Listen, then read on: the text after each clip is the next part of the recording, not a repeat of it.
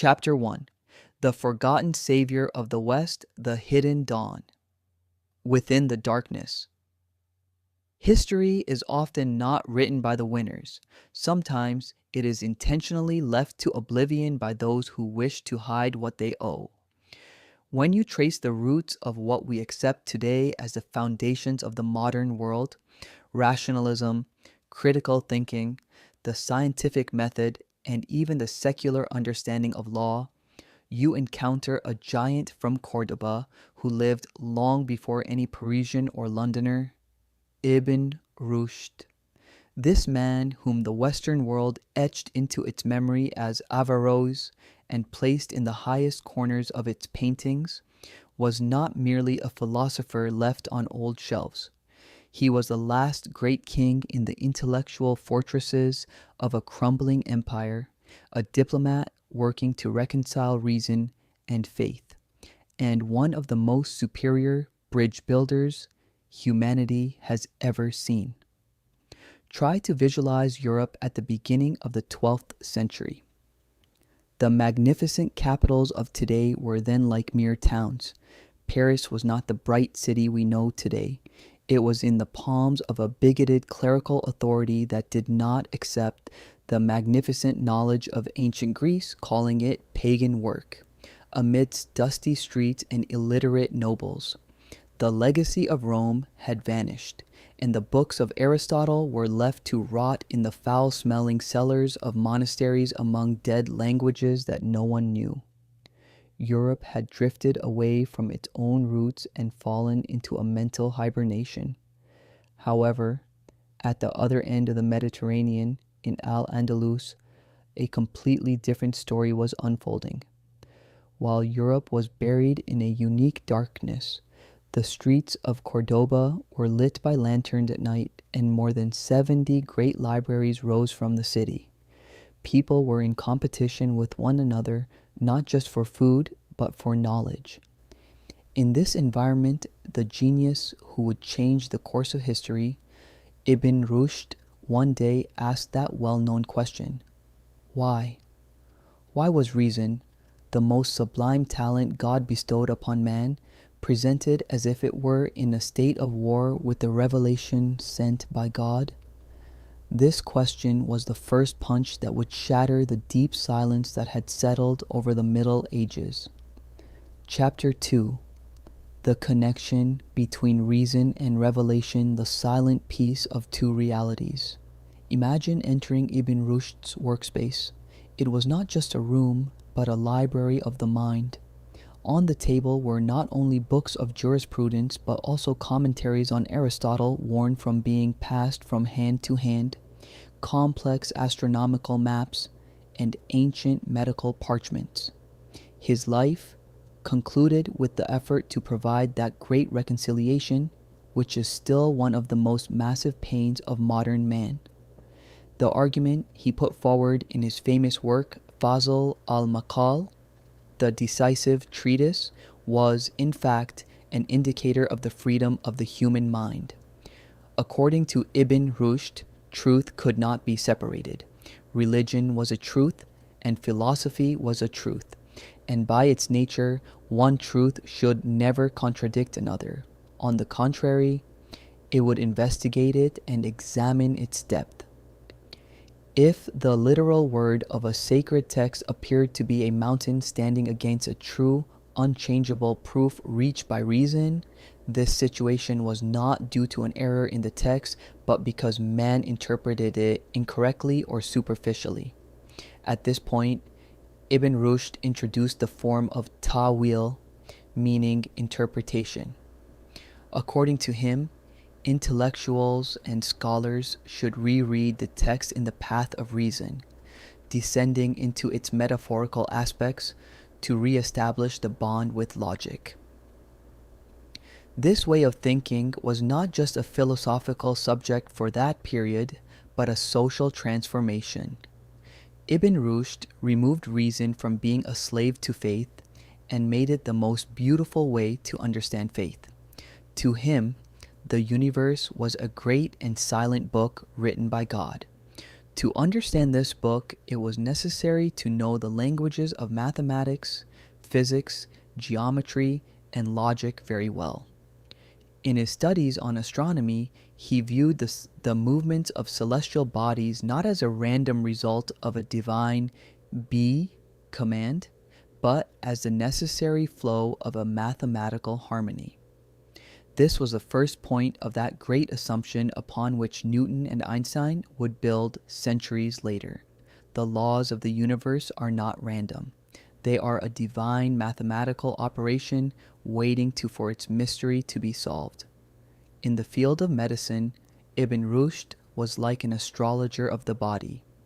His great work, Al-Kulliyat fi al-Tib, described the magnificent order of the human body functioning like a machine. When he found the primary role of the retina in the phenomenon of vision, he was not just characterizing an organ, he was conducting a philosophical brainstorm on how man perceives reality. He was one of the first people to understand the logic of the immune system by noticing why someone who caught smallpox once did not catch it again. Yet, while this great scholar, this multifaceted genius, was illuminating his own geography like a sun, clouds began to gather in a hurry, for history has always either honored those who move far ahead of their time with a throne or punished them with exile. Chapter 3: The Great Reckoning with Al-Ghazali. The Clash of Ideas. To think about Ibn Rushd, one must understand that grand and sublime duel he entered with Imam al-Ghazali, who lived about a century before him. Al-Ghazali, with his book The Incoherence of the Philosophers, had practically locked down philosophy, arguing that reason alone could not reach divine truths and that reason was doomed to defeat in the metaphysical realm. This book was like a wall descending upon philosophy and rational inquiry in the Islamic world. Ibn Rushd aimed to destroy this wall by writing one of his most valuable works, The Incoherence of the Incoherence, Tahafut al-Tahafut. This book was not just a technical refutation, it was the navigation of a civilization. While Ibn Rushd expressed al-Ghazali's logical errors one by one, he was actually saying, to belittle reason is to belittle its creator. While al-Ghazali said, there is no causality, everything is the momentary will of God, arguing, for example, that fire burns cotton because God wills it at that moment, and that there is no burning nature in the fire. Ibn Rushd opposed this with anger. He said that if there is no cause and effect relationship in the world, doing science, producing medicine, or constructing architecture has no importance. To him, the burning nature of fire was an indestructible law placed in the universe by God, and the human mind could build a civilization by finding these laws. These differences of opinion were the greatest dilemma between the path of reason and the path of the heart in the history of Islamic thought. Chapter 4: Exile and Works in the Fire. The Intellectual Collapse of a Civilization. Political events began to break in the glittering skies of Al-Andalus. The Almohad dynasty was in a difficult situation, caught between crusader armies coming from the north and internal struggles for the throne. Like every cornered power, they tried to find salvation in the easiest direction, radicalism and bigotry. To quell the anger of the people and gain support, they chose free thought as a guinea pig. Philosophy was suddenly called a dangerous innovation. Ibn Rushd, the chief physician of the palace, the chief teacher of the state, and the Sultan's closest friend, was declared an enemy overnight. In that magnificent square of Cordoba, one of the most disgusting scenes in human history was set. Those thousands of pages of manuscripts that Ibn Rushd had written over a lifetime by candlelight, losing his eyes, were left collapsed in the middle of the square. When the fire burned, it was not just paper and ink burning. Actually, the magnificent rationalist path built by the Islamic world until then was being set on fire by its own children. Ibn Rushd was exiled by his own city.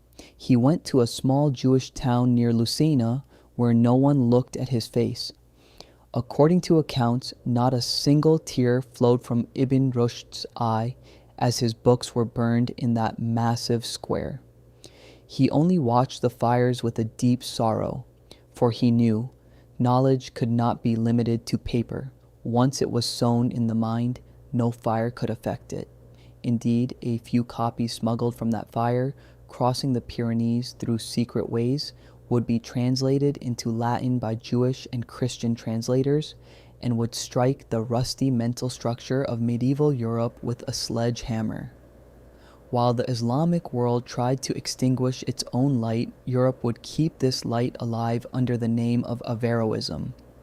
The first hymns of modern secularism and rationalism would be expressed with his thoughts in the universities of Paris and Padua. Chapter 5. Averroism, Europe's Mental Transformation. When Ibn Rushd's ideas came to Europe, they literally caused an earthquake. In the 13th century, the Averroism movement became so influential at the University of Paris that the church felt compelled to issue dozens of decrees to destroy these ideas. However, it was impossible to block even a piece of the leaking light. Ibn Rushd's double truth theory, which was simplified and actually misunderstood but revolutionary, was the first foundation of secularism. Faith is for faith, reason is for reason. This distinction showed the way for scientists to say, I can examine nature by breaking away from religion. Today, in Dante's Divine Comedy, Ibn Rushd is characterized as the great commentator. In Raphael's famous School of Athens painting, he is the only genius appearing with a turban, right next to Aristotle and Plato. Europe received that ancient Greek philosophy which triggered the Renaissance from the hand of Ibn Rushd. Without him, Thomas Aquinas could not have built Christian theology with logic, nor could Spinoza have created an entry into modern philosophy. Ibn Rushd was the candle that ended the darkness for the West.